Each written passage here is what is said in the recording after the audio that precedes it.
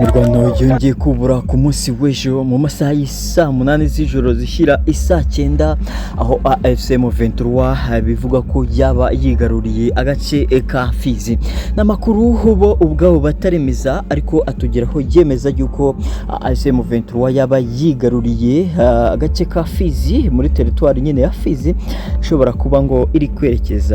Katanga ndetse no mu tundi duce twinshi duherereyemo cyane cyane ubwoko bw'abanyamurenge. Amakuru rero haza yemeza yuko iyo ASM 23 yaba yakandagije ibirenge byabo muri territoire ya Fizi, ikaba ariko biri kwerekeza muri Fizi. Ibyo rero bikaba byahagurukiwe n'amahanga ku munsi w'ejo. Inama ya ONU ikaba yarateranye ikanemeza yuko Urwanda rugomba gufatirwa ibihano, ariko nanone bakagaruka ku kibazo cy'abarundi bari muri Kongo bibaza impamvu nanone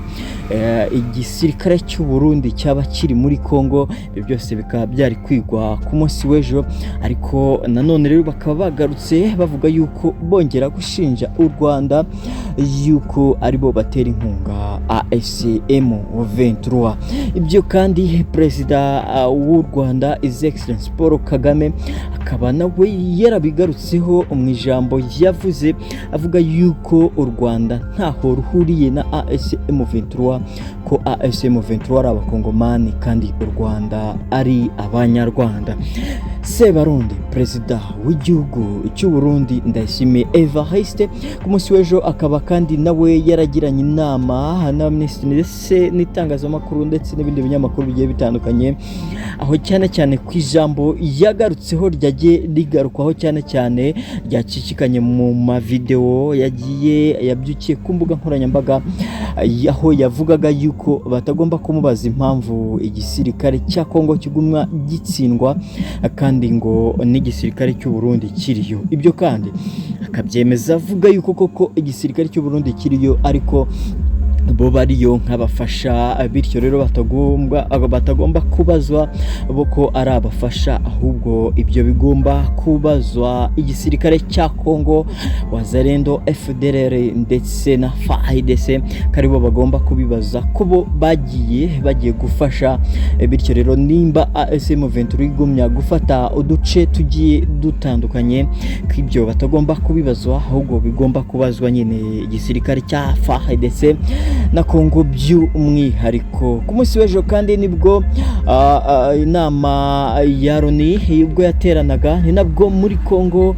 Kinshasa hateranaga inama y'abaminisitiri, ikaba ngo yaranzuye ko bagomba gufata umwanzuro bakambura ibice bigiye bitandukanye AFCM 23, nayo ikaba rero iryamiye amajanja iguma kubohora abaturage nk'uko yo ibyivugira, ivuga ko ahari umunyamurenge, umuntu wese uvuga ururimi rw'ikinyarwanda ariko w'umukongomani ko agomba kubohorwa, dore ko ngo bagiye batotezwa kenshi bashinjwa kuba ngo atari abakongomani, nyamara amateka ndetse n'ibindi bigaragaza ko ubwo bwoko ari abakongomani, by'umwihariko ko bagomba kubona uburenganzira bwabo. Bityo rero Perezida cyangwa se uhagarariye iri huriro ASM 23 Colonel Nanga akaba yarashyize ku mukano itangazo yemeza yuko bagomba kurwana mpaka abaturage bumvishe ngo batagitaka habe namba. Umunsi w'ejo kandi nibwo Amerika humvika hacicikanye ku mbuga nkoranyambaga video ya Perezida Donald Trump cyangwa se ya Perezida wa Leta Zunze Ubumwe za Amerika ariwe Donald Trump nyine ubwe yivugira yuko ngo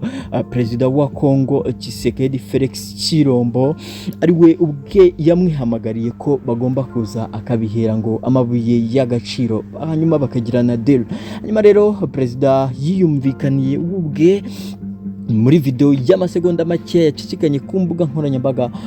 bagiye bagihuza cyane n'ibyo Perezida Tshisekedi yavuze, yivugira yuko we ubwe ari we wamwihamagariye ngo baze abihereye amabuye y'agaciro, hanyuma nabo ngo bagire ibyo bumvikanaho. Ibyo rero bikaba ari byo byateje cyangwa se byashyize igitutu kuri Perezida nanone wa Amerika Donald Trump, akaba ngo yateguje u Rwanda ibihano ko ngo ruri kwica amasezerano. nyuma rero abenshi bakaba babivuzeho bavuga ati se ko amasezerano yabaye ari y'amahoro hagati y'u Rwanda na Kongo, ati se u Rwanda baba barubonye rutera Kongo, abandi bakaba babigara ko bavuga ati Donald Trump nawe ntiwamenya ibye kuko no munsi abaraha ejo akabaraha, mbese ubwe nkuko yabyivugiye yifitiye inyungu muri iriya ntambara kuko perezida wa Kongo ngo niba mwihamagariye baze afate amabuye y'agaciro. Ariko nanone bikaba bitabuza SM23 kugumya ifata uduce, ubu ngubu iri kwerekeza muri Katanga, byateje n'ikibazo cyane kuri perezida wa Kongo Felix Antoine Tshisekedi, bitewe n'uko ngo bageze Katanga byaba bibarangiriye kubera ko Katanga ngo ni umujyi cyangwa se nakwita ahantu bundi hamabuye y'agaciro menshi kurusha ahandi mw'iki gihugu cya Kongo. Rero kandi bikaba byatumye n'amahanga haguruka ndetse n'ibindi bihugu bigiye bitandukanye bivuga bati nyamuna mukomakome SM23 itagira amatanga. Ibyo kandi bikaba byagaragara ku munsi w'ejo aho ingabo z'u Burundi nyinshi cyane zatungwaga zerekeza ku mupaka w'u Rwanda. Ubu ku mupaka w'u Rwanda n'u Burundi hakaba hari abasirikare benshi baruta bari basanzwe bahari, dore ko ngo bari mu gihugu indani bose bagejejwe ku mupaka w'u Rwanda bitewe n'uko ngo bitegura intambara n'igihugu cy'u Rwanda. Ibyo rero bikaba byagarutsweho na bamwe mu basesenguzi bagiye batandukanye bavuga batese koko intambara yaba igiye kuba hagati y'igihugu cy'u Rwanda n'u Burundi, ese niki cyaba kiri gutuma noneho perezida w'u Burundi Sebarundi Evariste cyangwa se Ndayishimiye Evariste yaba noneho hari gutunda ingabo nyinshi azerekeza ku mupaka. Ariko nanone bakaza bavuga yuko ngo ibyo n'ubundi ari kubikora ari amaburakindi bitewe n'uko ngo kuba barambuwe Ovira ubu ngubu ntacyo bakora. Reka ngaruka mu masegonda make ukore subscribe nimba uri mushya ntujye kure.